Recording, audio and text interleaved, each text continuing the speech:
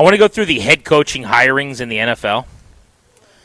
And I want to see which teams on paper, in our minds, have actually improved after firing someone and hiring somebody else. Because interestingly, in this cycle, there weren't a lot of great options, it felt like. There have been some guys that have just changed teams that helped the group overall, their grade, because of your Stefanski, Harbaugh types that just have a new job.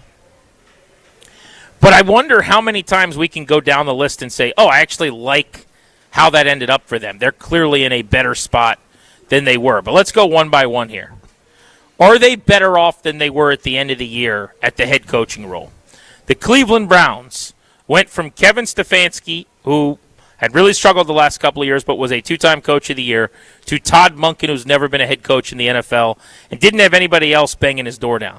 I'm going to say the Browns are not better off, and they've actually probably regressed in terms of head coach quality. I think they're worse. Right there. Doesn't mean it couldn't work out. No, but they're worse at the job. Of course, yeah, all of these are of course it could work. But if it is, it's not because they found some genius. It's because they finally got off their duff and got some personnel right. This one's tricky. Buffalo Bills go from Sean McDermott. They won every year. They made the playoffs every year. That's probably a Josh Allen stat more than a McDermott stat. But they were kind of in the conversation. And now, after firing McDermott, they promote from within offensive coordinator Joe Brady. Are they better off? I don't think they are. And again, this could absolutely work. Brady could be the next big thing. But this felt like, again, I'm colored by how the search went. The search didn't go like a really good marquee, awesome job search that you get to work with Josh Allen would go. It was like Phil Rivers told them, yeah, you know what? Nah, I'm going to coach high school. You know what I mean? Like it's just the way it looked to me. Then you ended up on Joe Brady in-house. It didn't feel like they're upgrading there. It felt like they kind of had to hurry and panic and find somebody that Josh Allen liked. So I'm going to say worse, again, but some upside there because you still have Josh Allen. I will concur with you on a bad search, but I think that they did get better. It's impossible to know this because we've never seen Brady do it, and we know what McDermott was. Yeah. But this is just offensive coach Paulson speaking. And knowing McDermott with a really good Super Bowl caliber team never got out of the AFC title game. Barely got to the AFC title game. I think if you give Brady the same number of bites at the apple, they'll punch through. Now, I also would say if you give McDermott the same number of bites from this point forward, he'd punch through. But I'm going to say that they made the right move. They actually did progress. Steelers, Mike Tomlin out, Mike McCarthy in. Did they get better at head coach? I actually think they did slightly. Even though, seriously? Yeah, even though I am not a McCarthy fan. I'm shocked by that. I think he's... You love Tomlin. Yeah, I do. They needed a change, and they needed offense.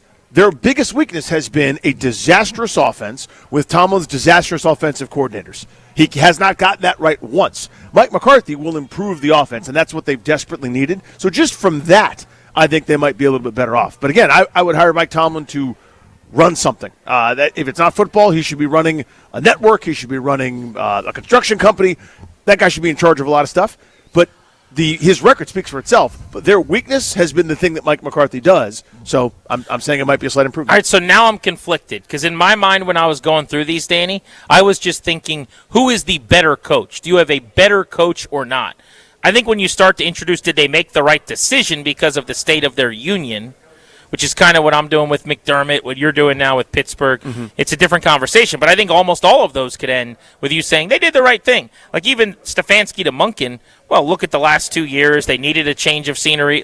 So I'm going to go back to my basics and get back to kind of how I wanted to view this, which is this coach better? And I think Tomlin is a better coach than McCarthy. I do too. Even if McCarthy might be a better fit right now for where they need to go. All right, here's a fun one. Old school special teams coach John Harbaugh has been around the block forever in Baltimore, or Jesse Minter, the very sharp young defensive mind, coming back to Charm City where he was an assistant after being under Jim Harbaugh's tutelage in L.A. as the coordinator. So for Baltimore, I do not think they got a better coach. Now, again, I like Jesse Minter a lot. I think he's an up-and-comer. I think he might end up being really, really good, but I happen to think much more highly of John Harbaugh, I think, maybe than most. So I don't think they improved there. I don't know that that's exactly what they needed there, but so yeah, I guess even for context for Baltimore or even just coach swap, I don't think they got better. Again, there's upside there though. I think they upgraded. I'm going to believe in the ceiling of Minter. I think Harbaugh is kind of a dull pencil, in the sense of it's been good for a long time, but it's kind of worn down now at this point. I don't love him. I like him fine. I love Minter's upside. So I'm going to say that made a lot of sense. I like the chance of Jesse Minter being a better coach.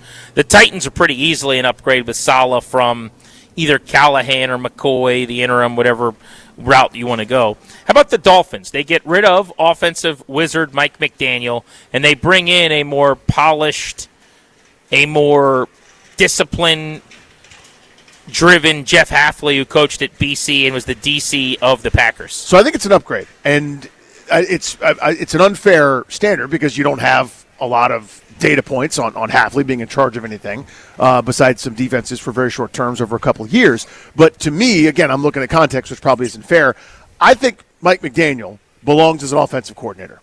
I think that this is a kind of squirrely genius that doesn't really want to face the limelight and doesn't really do that well in front of the entire organization, and those sort of rah-rah speeches that are ultimately part of the gig. I don't think really that's his strong suit. To me, it's like, oh, I just thought of a play. It's 4 o'clock in the morning. Let me write it down on a napkin. That's who that dude is. He should be OCing.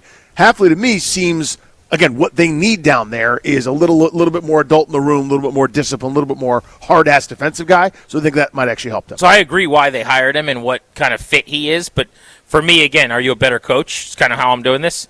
I don't think so. I think McDaniel, offensive league, one of the top offensive minds. You can see every single team in the league that had an opening at coordinator other than pretty much this one immediately reached out to him. There's a reason for that.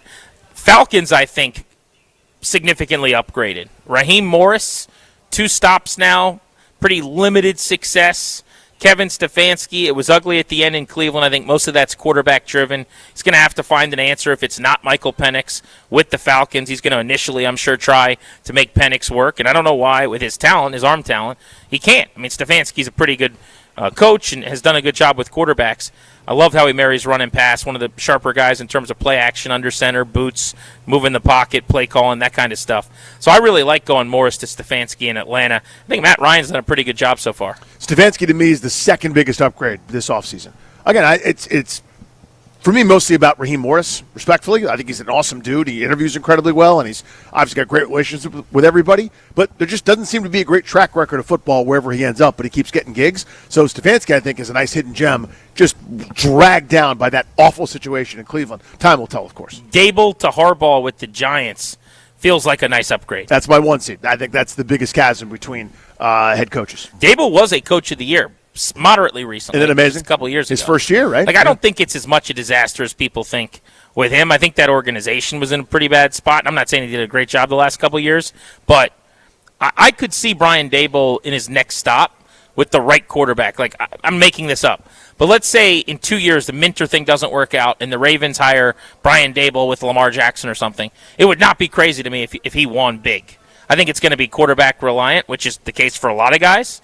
But I don't think he's a coach that, like, holds you back per se, if that makes sense. But he does feel a little bit right now more like a really good OC than a really good head coach. I get that. Yeah, to me, he's a boob. Like, I think I went from thinking, hey, pretty good offensive mind, was there and really helped Josh Allen instrumentally. I now think that guy's just looks slightly better than a clown shoe. Like, based on Hard Knocks? That's a huge part of it, but just his whole act, the wearing thin, every defensive coordinator hates him now. He's running into the blue tent to make sure Jackson Dart can run quarterback power more. I'm out.